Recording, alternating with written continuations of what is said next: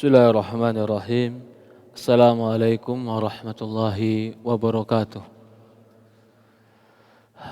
Innal hamdalillahi nahmaduhu wa nasta'inuhu wa nastaghfiruh wa na'udzu billahi min shururi anfusina wa min sayyiati a'malina. May yahdihillahu fala mudilla lahu wa may yudlil fala hadiya lahu. Asyhadu an la ilaha illallah wahdahu la syarika lah. Wa asyhadu anna Muhammadan abduhu wa rasuluhu la nabiyya ba'd. Qala Allah ta'ala fi kitabihil karim, ya ayyuhalladzina amanu taqullaha haqqa tuqatih fala tamutunna illa wa antum muslimun. Wa qala Allah subhanahu wa ta'ala, ya ayyuhalladzina amanu taqullaha wa qulu qawlan sadida yuslih lakum a'malakum wa yaghfir lakum dhunubakum. Wa may yuti'illaha wa rasulahu faqad faza fawzan 'azima.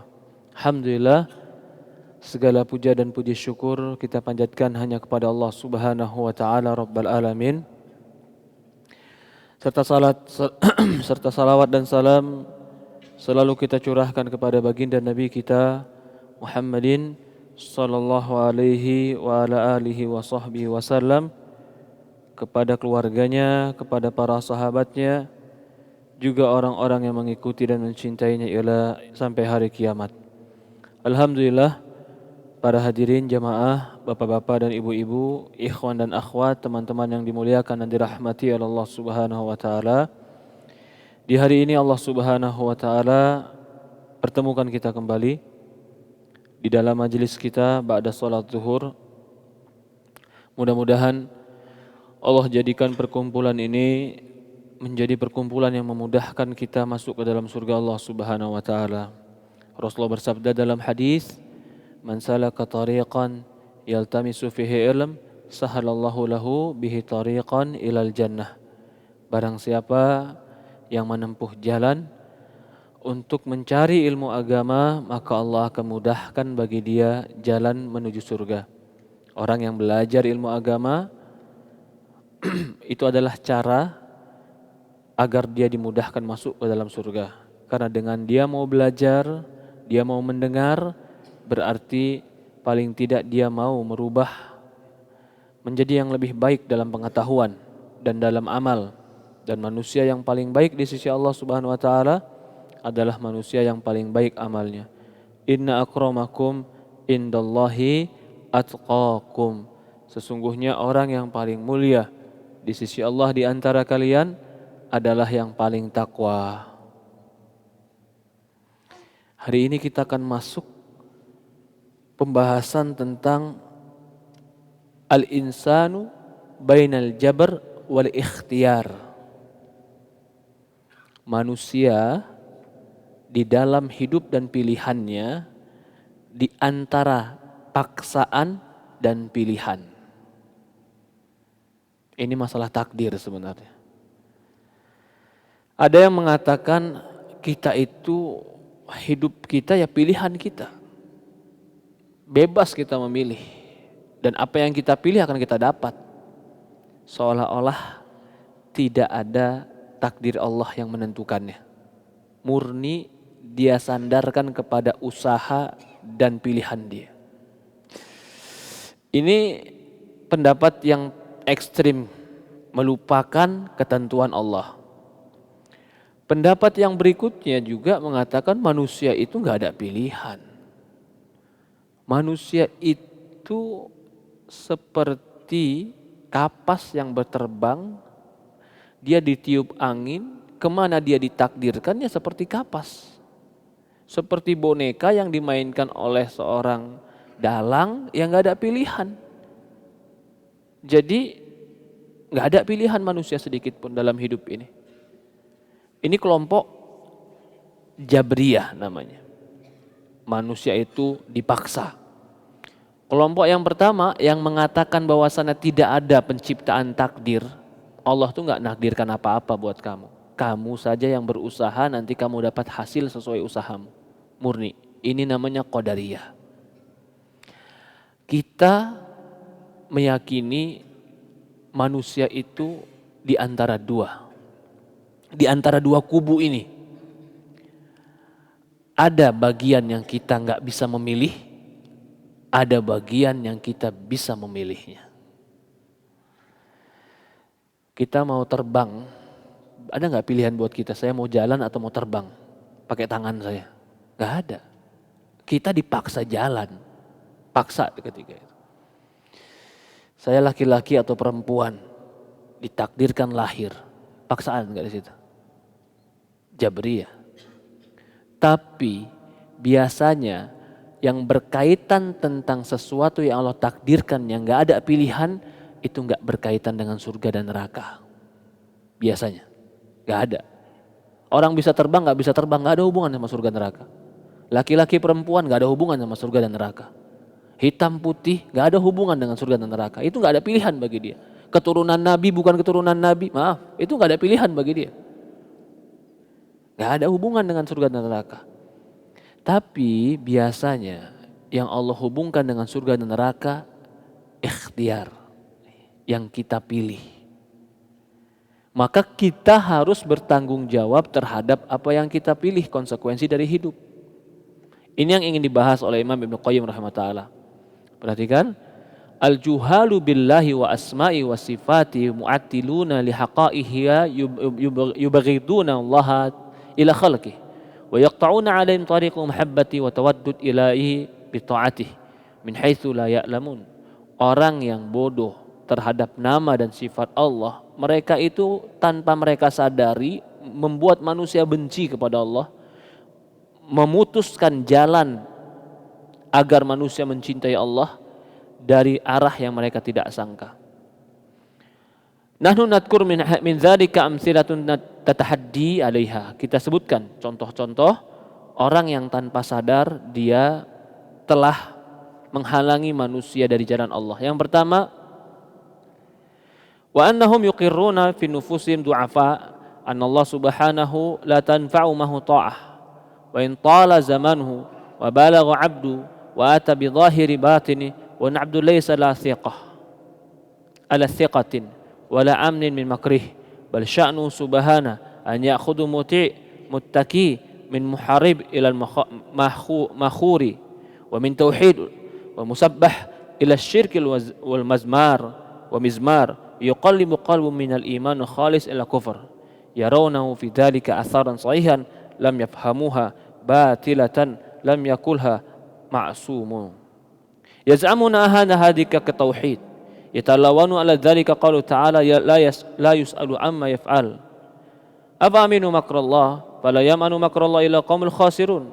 Wa qala ta'ala wa'lamu anna Allah yahulu bainal mar'i wa qalbihi wa yuqimuna iblis hujjatan lahum ala hadi ma'rifah annahum kana tawusul malaikah wa annahu lam yatruku fis sama'i raq'atan wala fil ardi buq'atan illa walahu fiha sujadatan wa raq'atan walakin jana 'alaihi jananil qadar wa sata'a 'alaihi al-hukm faqalaba 'ainuhu wa tayyibah wa ja'ala akhbathu syai' hatta qala ba'dul 'arifin innaka yanbaghi an takhafa Allah kama takhaful asad alladhi yasibu 'alaika bighairi jurm minka wala dambin ataita ilaihi.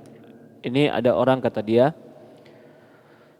berkata Imam Ibnu Qayyim, ada orang yang berusaha menghalangi manusia dari Allah. Bagaimana caranya? Sadar tidak sadar, dia telah menghalangi manusia untuk mencintai Allah. Mereka mengakui tentang lemahnya diri mereka dan bahwasannya Allah Subhanahu wa taala tidak akan bermanfaat ketaatan seorang hamba walaupun ketaatan itu sepanjang masa. Walaupun seorang hamba itu berusaha sekuat tenaga secara zahir dan batin dalam ketaatan, tidak ada bagi seorang hamba itu keamanan dari makar Allah. Tapi semua urusannya tergantung Allah. Allah akan mengambil, menghukum orang yang taat. Dan Allah Subhanahu wa taala akan memberikan hukuman kepada pelaku tauhid yang bertasbih, atau Allah memberikan kebaikan kepada pelaku syirik, atau mereka yang minum khamr. Allah membolak-balikan hati dari iman yang murni kepada kekufuran, itu terserah Allah. Bahasa gampangnya gini, kamu tuh beramal, kalau Allah takdirkan masuk neraka ya masuk neraka. Kan ada hadisnya, ada orang yang beramal sepanjang umur, lalu di akhir hayatnya beramal dengan penghuni neraka, Allah masukkan dia neraka. Padahal sepanjang hayatnya dia beramal penghuni surga, sampai orang menganggap dia kalau mati akan masuk surga. Tapi di akhir hayatnya Allah matikan dalam keadaan masuk neraka. Ada orang juga yang beramal terus menerus penghuni neraka, tapi akhir hayatnya Allah inginkan dia mati masuk surga, Allah masukkan surga. Hadisnya benar tidak? Benar. Tapi dia menggiring kalau gitu amalmu itu nggak ada manfaat. Amalmu tuh nggak ada faedah. Kapan Allah memasukkan kamu ke neraka ya terserah Allah. Kapan Allah memasukkan kau ke surga dengan sejuta dan puluhan juta dosamu terserah Allah.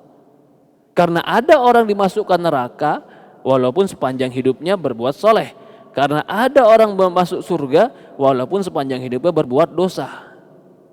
Titik sampai di sini pembahasan. Apa yang terjadi pada kaum muslimin? Kalau pembahasannya sampai situ aja. Ya buat apa saya beramal? Kalau gitu Allah zalim dong. Saya udah tahan makan, saya udah tahan nafsu, saya sudah tahan yang haram, saya sudah berusaha mengekang diri supaya menjadi orang lebih baik, tapi ternyata saya dimasukkan neraka. Kalau gitu Allah zalim dong. Ini yang kata Ibnu Qayyim, orang yang punya pemahaman kayak begini tanpa sadar, kalau dia mengajak manusia dengan pemahamannya, dia ingin manusia membenci Allah. Dia ingin apa? Manusia membenci Allah. Lah gimana yang benarnya? Perhatikan, bahkan mereka berdalil dengan firman Allah. Ini masih memperkuat pemikiran mereka dulu nih. Nanti akan dibahas bagaimana sebenarnya. Mereka mengatakan dengan firman Allah Subhanahu wa taala surat Al-Anbiya ayat 23, la yus'alu amma yaf'alun. Jangan ditanya kenapa Allah berbuat. Juga firman Allah surat Al-A'raf ayat 99, afa aminu makrallah fala ya'manu makrallah illa qaumul khasirun. Janganlah mereka merasa aman dari makar Allah, tipu daya Allah, dan tidaklah mereka aman dari tipu daya Allah kecuali orang-orang yang merugi. Walaupun kau beramal soleh, jangan kau merasa aman. I'lamu annallaha yahulu bainal mar'i wa qalbih. Ketahuilah Allah yang akan memisahkan antara seorang hamba dengan hatinya. Wa yuqimuna iblis hujjatan lahum hadil ma'rifah. Bahkan iblis ngasih mereka dalil. Contohnya siapa? Taus, malaikat. Walaupun Taus malaikat, tapi ternyata Allah Subhanahu wa taala marah kepada dia. Atau mungkin dengan kisah-kisah yang lain. Kisah-kisah seperti kisahnya ada orang yang dia ahlul ibadah tapi akhirnya Allah masukkan neraka. Ada orang yang pelacur tapi akhirnya Allah masukkan surga. Ini kan banyak kisah-kisah seperti ini. Kalau begitu, buat apa kau beramal? Karena amalmu tidak bisa menentukan surga dan neraka. Lalu apa yang mereka katakan? Ya sudah, kau tunggu saja nasibmu nanti. Gak usah beramal, kalau kau memang masuk surga akan dimasukkan surga. Kalau kau masuk neraka ya masuk neraka, pasrah saja sudah. Ini pemahaman yang salah. Pemahaman yang salah. Bahkan mereka berdalil, inna ahadakum la ya'mal bi amali ahli jannah. Seseorang dari antara kalian beramal dengan penghuni surga, sampai antara dia dan antara surga cuma satu hasta, tapi telah ditulis bagi dia kitab, maka dia beramal dengan amal penghuni neraka. Walaupun dia sepanjang zaman melakukan amalan penghuni surga, tapi karena telah ditulis dengan amalan penghuni neraka, dia akan dimasukkan ke dalam neraka. Dalam riwayat lain Imam Ahmad mengatakan dari Aun bin Abdullah dan selainnya, annau sami'a rajulan yad'u, ada seorang laki-laki yang berdoa, Allahumma la tu'ammini makrak, fa ankara dzalik fa qala qul Allahumma la taj'ali mimman ya'man makrak. Ada orang yang berdoa dan mengatakan, ya Allah, jangan kau amankan aku dari makarmu. Imam Ahmad mengingkari orang ini dan mengatakan, kata Imam Ahmad, doalah engkau dengan mengatakan, ya Allah, jangan kau jadikan aku termasuk orang-orang yang merasa aman dari makarmu. Beda ini, ya Allah, jangan kau amankan aku dari makarmu. Berarti terus dimakarin sama Allah. Yang kita minta itu bukan itu. Ya Allah, jangan kau jadikan aku orang yang merasa aman dari makarmu. Makar jangan terjadi, tapi kita juga gak boleh lalai dan tidak boleh merasa aman. Termasuk makar Allah itu apa? Neraka. Maka di sini, wa banau ala hadil asul batil wa inkarum hikmah wa ta'til wal asbab. Dasar pemikiran mereka ini adalah mereka mengingkari kebijaksanaan Allah, mengingkari sebab dan mengingkari korelasi akibat. Anallahu la yaf'alu hikmah wala sabab. Karena mereka berpendapat Allah melakukan sesuatu enggak ada hikmah, enggak ada sebab, terserah Allah. Jadi kalau Allah mau hukum orang soleh, terserah Allah. Allah mau masukkan surga orang nakal, terserah Allah. Apa sebabnya? Karena mereka menganggap tidak ada sebab dan akibat. Semuanya terserah Allah. Pertanyaan berikutnya. Apakah betul di alam ini terjadi semuanya terserah Allah? Apa jawabannya, Pak? Hah? Iya, terserah Allah. Tapi terserah ini kan berarti kehendak Allah kan? Tapi mungkinkah Allah berkehendak tanpa ada hikmah? Ini yang masalah. Mereka mengatakan gak ada hikmah, gak ada sebab. Oke, mereka bantah kita. Apakah kalian menyangka amal kalian itu adalah pembeli surga? Apa jawaban kita, Pak? Hah? Bukan. Berarti amal kalian kan gak ada hubungan sama surga. Gak bisa beli surga kan? Ya sudah. Berarti gak perlu beramal. Karena amal gak bisa membeli surga. Kalian sedekah 200 juta, bisakah sedekah 200 juta ini memastikan kalian masuk surga? Kenapa nggak bisa, Pak? Sedekah 200 juta loh, banyak 200 juta itu. Karena surga lebih mahal daripada 200 juta. Nah kalau begitu mereka berpikir, ya sudah kalau gitu amalmu itu kan nggak ada faedahnya. Semata-mata kehendak Allah, apa yang Allah kehendaki terjadi. Ini pemikiran yang salah. Kita bilang sama dia, Allah kan memerintahkan kita beramal. Amal kita pasti ada hubungannya dengan perintah. Yang Allah perintahkan pasti sesuatu kebijaksanaan. Maka ketika Rasul ditanya, setiap kalian telah ditulis di tempat duduk di neraka dan di surga. Maka kata para sahabat, ya Rasulullah, kalau gitu ya sudah kami nggak usah beramal. Kata Rasulullah, i'malu, beramal kalian. Kullu muyassarun lima khuliqalah. Semua akan dimudahkan untuk apa dia diciptakan. Amal kita itu adalah cara kita untuk mencari perhatian Allah. Ya Allah, aku udah sering sholat, kasihani aku, jangan kau masukkan aku ke neraka. Ya Allah, aku sering sedekah, aku tahu sedekahku sedikit, sedekah enggak banyak, sedekahku enggak pantas untuk membeli surgamu. Tapi itu yang ku mampu ya Allah, dengan sedekah sedikit ini rahmati aku. Jadi amal kita itu bukan pembeli surga, tapi amal kita itu cara kita supaya mendapat rahmat dan kasih sayang Allah. Maka beramallah sebanyak-banyaknya, semakin banyak amal yang kau lakukan, semakin besar kemungkinan rahmat itu ada.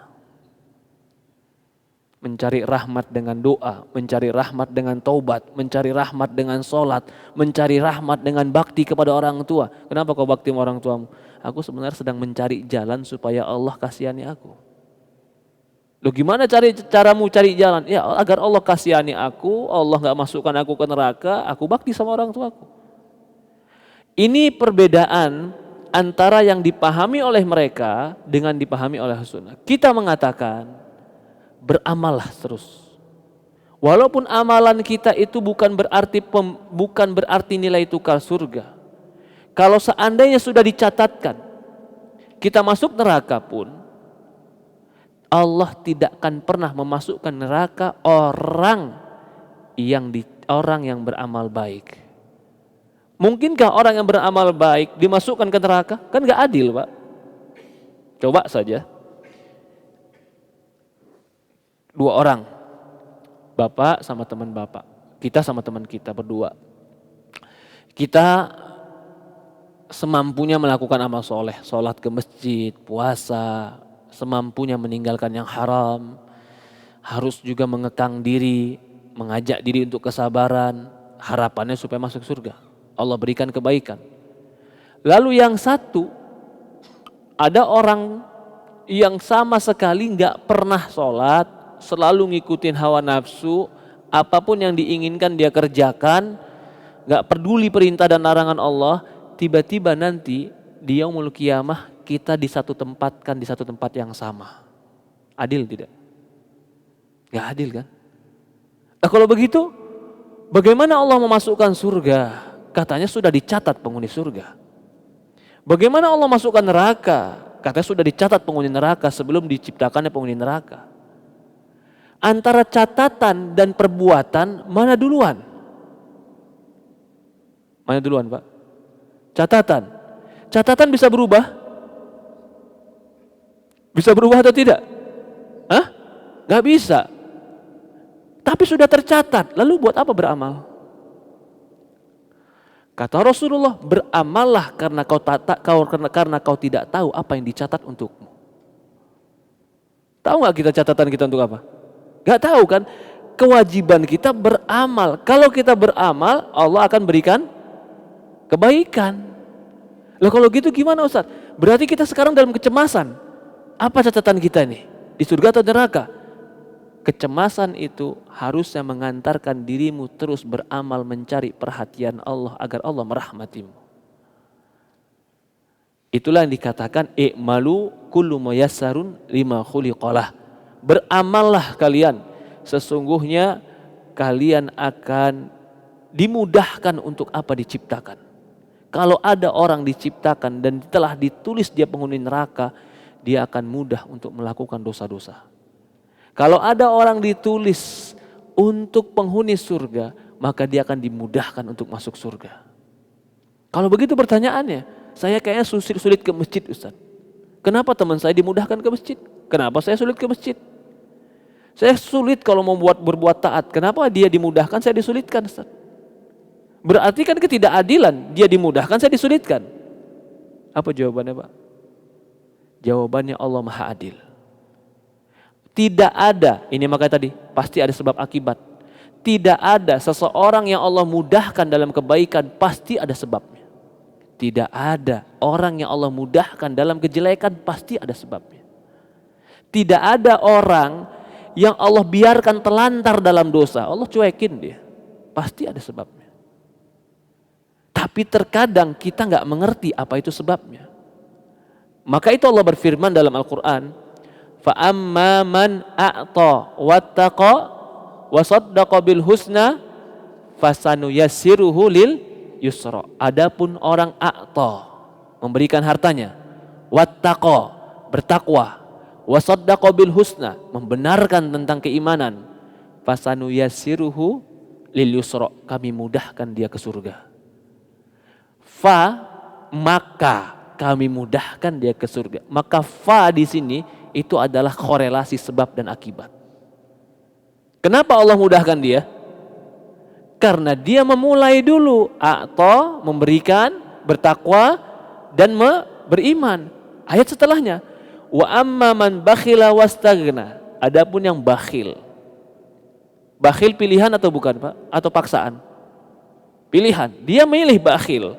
Wastaghna, merasa sombong, gak butuh siapa-siapa. Istighna, merasa sombong dengan manusia, merasa sombong dengan Allah. Wa kadzdzaba bil husna, dan dia mendustai tentang keimanan.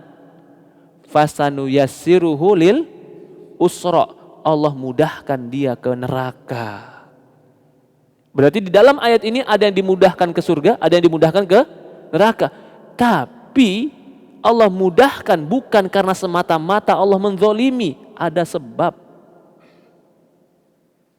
Kalau begitu, Lakukanlah amal soleh sebanyaknya. Kita nggak tahu, bisa jadi amal soleh yang kita anggap ringan itu sebab Allah meridhoi kita.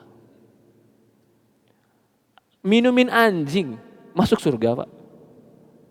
Anjing yang memeliharanya nggak dapat pahala, malah dapat dosa, yang liurnya najis, yang dagingnya nggak boleh dimakan, dia kasih minum anjing masuk surga dia. Kenapa Allah mudahkan ke surga? Karena ada actionnya dia. Mau memulai dulu nih. Apakah harus berat? Enggak. Bisa jadi dia cuma menggeser gangguan di jalan. Ada gangguan di jalan dia geser. Allah mudahkan dia kebaikan. Jadi gak ada orang yang gak bisa melakukan kebaikan. Gak ada. Semua orang bisa melakukan kebaikan. Tinggal kau niatkan kebaikan itu untuk apa? Ketemu teman senyum pagi-pagi, apa kabar? Apa niatnya? Ya namanya teman, Ustaz. Tegur, ya boleh. Tapi kalau kau hadirkan di niat dalam hatimu, saya salaman, menggugurkan dosa, saya senyum, sedekah karena Rasulullah mengajarkannya. Bisa jadi ini sebuah sebab Allah mencintaimu. Kalau Allah mencintaimu, Allah mudahkan engkau kepada amal-amal baik berikutnya. Maka itu kata Rasulullah, beramallah kalian. Semua akan dimudahkan untuk apa dia diciptakan. Adakah di antara kita yang tidak mampu beramal? Gak ada. Sampai membersihkan gangguan di jalan pun jadi amal soleh. Sampai senyum pun menjadi sedekah. Sampai berkata baik pun menjadi sedekah. Kalimatun thayyibah shadaqah. Dari sini dipahami bahwasannya amal kita itu ada sebab korelasi dengan rahmat dan ampunan Allah. Amal kita itu ada sebab Allah merahmati kita. Kalau Allah sudah merahmati kita, maka Allah akan bimbing kita untuk melakukan kebaikan berikutnya. Itu di dunia. Di akhirat Allah akan berikan kita surga. Jadi Allah berikan surga memang bukan karena amal kita penuh, tapi Allah akan memilih sesuai dengan amal kita. Allah pilih. Kalau ditanya, kenapa kau masuk? Ya Allah, kenapa dia masukkan surga? Memang hak penuh Allah, gak ada yang boleh nanya. Tapi pasti ada sebabnya. Contoh lain, kalau orang mengumpamakan begini, Pak. Ada orang sakit, lalu yang sakit ini, kata dokter yang satu karena sakit jantung, yang satu sakit jantung sama. Yang satu divonis dokter sakit jantung karena ngerokok. Yang satu tidak ngerokok pun sakit jantung. Bolehkah yang tidak merokok dan kena satu sakit jantung juga dia protes? Lah kenapa saya sakit jantung juga? Kan saya nggak ngerokok. Boleh tidak? Tidak. Kenapa? Karena merokok sebab menjadi sakit jantung itu salah satu sebab, bukan satu-satunya sebab. Bisa jadi yang kedua pun sakit jantung walaupun tidak merokok, tapi ada sebab yang lain yang dia lakukan. Maksudnya itu kalau kejelekan. Kalau kebaikan, begitu pula surga Allah. Kalau ada orang Allah masukkan surga dikarenakan minum air, kasih minum anjing air minum. Apakah orang lain pasti seperti itu juga? Di situ Allah akan melihat yang paling mempengaruhi faktornya adalah keikhlasan dan kejujuran. Amalan bisa sama, tapi nilai bisa beda. Fisiknya sama, tapi nilai di sisi Allah berbeda. Jadi kalau ada hadis yang mengatakan, ini yang kita baca tadi, ada orang yang beramal penghuni surga, sampai seolah-olah antara dia dan surga satu hasta. Lalu Allah tuliskan di kitab, maksudnya di takdir, dia adalah penghuni neraka, Allah masukkan dia ke neraka. Ada orang mengamalkan penghuni neraka sampai antara dia dan neraka cuma satu hasta. Lalu Allah tuliskan di dalam kitab dia masuk surga. Lalu Allah masukkan dia ke surga. Dijelaskan oleh para ulama tentang makna hadis ini adalah ada orang yang dohirnya dengan pengamal penghuni surga. Seperti kita bilang tadi, amalannya sama. Tapi di akhir hayat Allah masukkan neraka karena dalamnya beda. Dia bukan karena Allah selama ini rupanya. Allah nampakkan di akhir hayatnya apa yang dia lakukan bukan karena Allah. Akhirnya dia masuk neraka. Ada orang yang selama ini penghuni neraka. Orang nampak dia seperti penghuni neraka. Amalannya banyak dosa. Tapi ternyata di akhirnya Allah masukkan penghuni surga. Kenapa? Bisa jadi selama ini dia berbuat dosa, tapi di hatinya penuh dengan penyesalan dan penuh dengan kebimbangan. Ya Allah, aku ini terus dosa. Ya Allah, aku ini lemah. Ya Allah, ampuni aku. Ya Allah, aku ini penuh dengan kelemahan yang perlu pertolongan. Sehingga hati dia yang merasa bahwasannya diri dia penuh dengan kekotoran dan kelemahan menyebabkan di akhir hayatnya Allah berikan dia taufik dan hidayah. Semua pasti ada sebab dan akibat. Kerja itu sebab, hasil itu akibat. Rajin dalam bekerja, pintar itu salah satu sebab. Hasilnya adalah kesuksesan. Tapi tidak mesti sama dalam kerajinan dan sama dalam kerajinan dan kesuksesan atau kecerdasan belum tentu sama dalam kesuksesan. Apa faktornya? Allah yang lebih tahu. Surga dan neraka itu adalah hasil pemberian Allah. Tapi hasil ini harus digapai dengan amal. Beramal soleh. Dari ini kita pahami, maka tidak tepatlah orang yang mengatakan tidak perlu beramal kalau sudah ditakdirkan. Tidak tepat pula orang yang mengatakan percuma kau beramal soleh kalau memang kau sudah dicatat sebagai penghuni neraka. Gak ada yang percuma. Kalau dohirmu dan batinmu sama, soleh karena Allah, Allah tidak akan pernah menzolimi kamu. Pasti Allah akan berikan kebaikan pada dirimu. Maka dari itu, yang perlu kita perhatikan dalam amal bukan hanya dohir. Bukan hanya yang nampak. Bukan hanya ruku, bukan hanya sholat, bukan hanya puasa. Batin. Kenapa kita mengamalkannya? Karena Allah atau bukan? Mengharap ridha Allah atau bukan? Bahkan kekuatan batin ini bisa lebih dahsyat dan bisa lebih mendapatkan rahmat dan ampunan Allah karena kekuatan batin. Ya Allah, aku berharap ampunan-Mu. Ikhwanu fiddin, teman-teman yang dimuliakan dan dirahmati Allah Subhanahu wa taala, kita di antara jabr dan qadar. Hidup kita di antara paksaan dan pilihan. Ada yang memang Allah paksakan, kita gak punya pilihan, tapi itu biasanya tidak terkait dengan surga dan neraka. Tapi surga dan neraka adalah pilihan. Kalau kita beramal dan memilih amal soleh, itu menjadi sebab Allah rahmati kita dan Allah ampuni kita. Maka beramallah, kullu muyassarun lima khuliqalah. Rasulullah mengatakan, beramal solehlah kalian. Sesungguhnya kalian dimudahkan untuk apa diciptakan. Allahu a'lam. Mungkin ada pertanyaan, tafadhol, dipersilahkan. Ada pertanyaan, tafadhol Pak, silahkan. Ya, mungkin kita cukupkan ya. Kita tutup dengan doa kafaratul majlis. Subhanakallahumma wa bihamdi, asyhadu an la ilaha illa anta, nastaghfiruka wa atubu ilaik.